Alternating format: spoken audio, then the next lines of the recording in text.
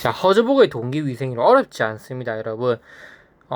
인간의 욕구는 허즈버그는 이렇게 얘기합니다. 접근 욕구와 회피 욕구 두 가지 계열의 욕구를 가지고 있다.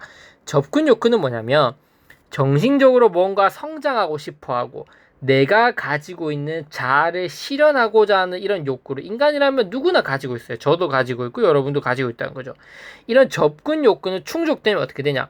내가 뭔가 성장하고 싶고 자기 실현을 하고 싶은 욕구가 있었고 그게 충족이 됐어요. 예를 들면 누구 남한테 인정을 받았다든지 아니면 뭔가 내가 어떤 일을 성취를 하면서 이런 개인적 만족감을 얻었어요. 그러면 이 접근 욕구는 성취됐을 때 어떻게 되냐? 거기서 끝나냐? 아니라는 거예요. 성취되면 될수록 더 큰 만족감을 불러일으키고 더 큰 욕구를 자극시키는 역할을 한다는 거예요. 그러니까 접근 욕구는 충족 시 만족감이 상승하고 거기서 끝나는 게 아니라 더 큰 동기를 유발하면서 지속적으로 인간의 행동을 자극시키고 유발할 수 있는 욕구다라고 볼 수 있어요. 회피 욕구는 조금 다릅니다. 회피 욕구는 뭐냐면 무언가를 추구하고 자아실현하고 인정받으려고 하는 게 아니라 불쾌감, 싫어하는 것을 피하려는 욕구를 회피 욕구라고 그래요. 그래서 이 회피 욕구는 충족되면 어떻게 되냐? 불만족을 제거할 수 있게 된다는 겁니다. 그래서 충족된다고 해서 막 더 큰 동기 요인이 작용하는 거 아니에요. 아까 말씀드렸던 것처럼 여러분들이 매우 더운 환경에서 물도 못 마시고 있는 상황이에요. 그러면 작업 능률이 100에서 80%밖에 70%밖에 발휘가 안 되겠죠. 거기서 물도 갖다 주고 에어컨도 틀어줬어요. 그럼 어떻게 되냐? 더 막 열심히 해서 120, 130을 하냐? 아니라는 거예요. 내가 원래 할 수 있는 수준 100까지 하는 것만큼 그 수준만큼 도달할 수 있게끔 만들어준다는 거예요. 회피 욕구를 만족시켜줬을 때. 그래서 불쾌감을 회피하려는 욕구를 만족하게 되면 가지고 있던 불만족이 제거되는 거지 무언가 만족이 상승하는 거 아니라는 거예요. 이게 핵심 포인트예요. 그래서 인간이 가지고 있는 이러한 접근 욕구와 회피 욕구를 여러분들이 적절하게 이해하셔야지 이 동기위생 요인을 어렵지 않게 머릿속에 저장시킬 수 있습니다. 그래서 전통적 견해는 만족과 불만족이 1차원적으로 이렇게 대립했던 거라고 본다면 허즈버그는 만족의 반대는 무만족, 불만족의 반대는 무불만족으로 해서 2차원에 나눠서 이렇게 제시를 했다고 볼 수 있습니다. 많은 중요한 요인들이 있겠지만 세부적인 요인들은 제가 이론 강의에서 다뤄드렸기 때문에 이런 허즈버그 동기위생 이론의 교육적 시사점에 대해서만 보고 강의를 한번 마무리 지어 보도록 하겠습니다. 자, 직무풍요화 를 반드시 추구해라 이렇게 돼 있습니다. 그러니까 무슨 말이냐면 이 직무풍요화를 한다는 거는 동기요인과 위생요인 중에서 어떤 부분에 신경을 쓰는 부분인가요? 그렇죠. 허즈버그의 동기요인에 신경을 쓴다는 거예요. 그래서 직무풍요화도 중요하지만 바람직한 위생요인도 필요해요. 적절한 봉급을 제공하고 혹은 적절한 근무 환경, 쾌적한 환경에서 근무할 수 있도록 하는 건 다 위생요인이에요. 그런 것도 제공하면서 직무를 풍요화시키는 동기요인을 제공해줘야 된다는 거죠.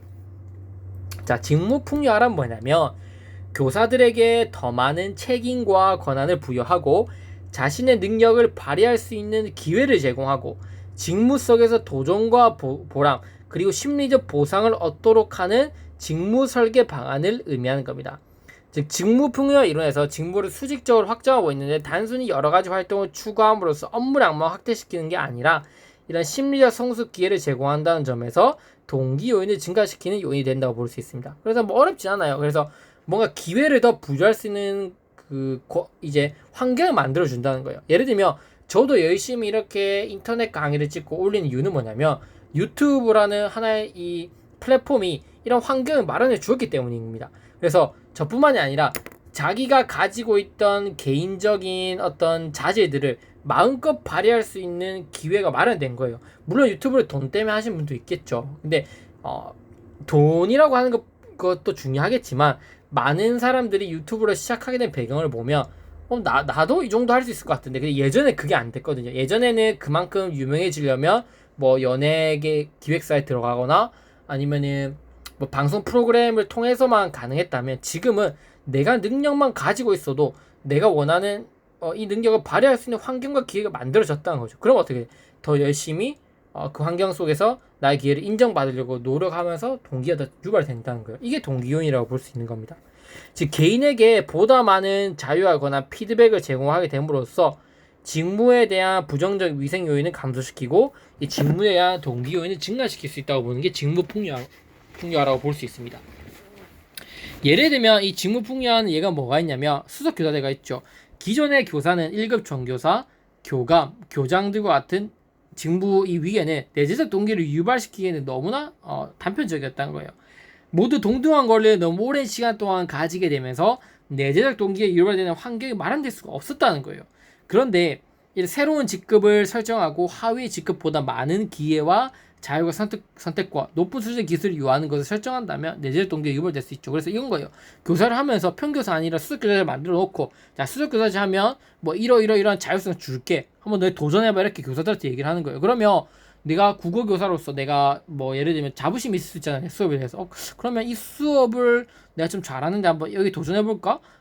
내 뭔가 더 많은 자율성과 기회와 그 다음에 승진과 보상 이런 것들이 주어지니까 이렇게 하면서 동기를 유발시켜 나간다는 거죠. 이렇게 직무 풍요화는 제공할 수 있는 방법은 첫 번째, 먼저 보다 높은 수준의 지식과 기술을 요하는 다양한 작업 내용을 직무에 포함시키고, 두 번째, 자신의 성과를 계획, 지휘, 통제할 수 있도록 자율성과 책임을 부여하면서 직무 내용을 재편성합니다. 그리고 마지막으로 자신의 능력을 발휘할 수 있는 기회를 제공하면서 직무 안에서 도전과 보람, 흥미, 이런 심리적 보상, 이런 여러 것들을 제공하게 된다면 적절하게 동기가 유발될 수 있다고 보는 거죠. 이런 직무 풍요화만 제공하는 게 중요한 게 아니라 불만족을 제거하는 무불만족 상태를 만들기 위해서 좋은 위생 프로그램도 제공해야 됩니다. 여기 보면 이 직무 풍요화와 더불어서 위생 프로그램도 반드시 올바르게 제공해야 된다. 예를 들면 적절한 임금을 제공하고 적절한 작업 환경을 통해서 무불만족 상태로 만들어야지 불만족감이 없어지고 올바른 동기를 유발할 수 있게 된다는 거죠. 그래서 이것으로 이제 2012학년도 교육학 객관식 기출을 마무리하도록 하겠습니다. 지금까지 시청해주셔서 너무 감사드리고, 이렇게 하나하나 문제를 좀 구체적으로 분석하고 이해하는 시간을 가지다 보면 교육학을 바라보는 시야가 넓어질 겁니다, 여러분. 이제부터 2011학년도 이제 3개년치 우리 교육학 객관식 기출 문제 분석하게 되죠. 보면서 예상 문제를 한번 짚어보는 시간을 갖도록 하겠습니다. 네, 감사합니다. 다음 시간에 뵙겠습니다.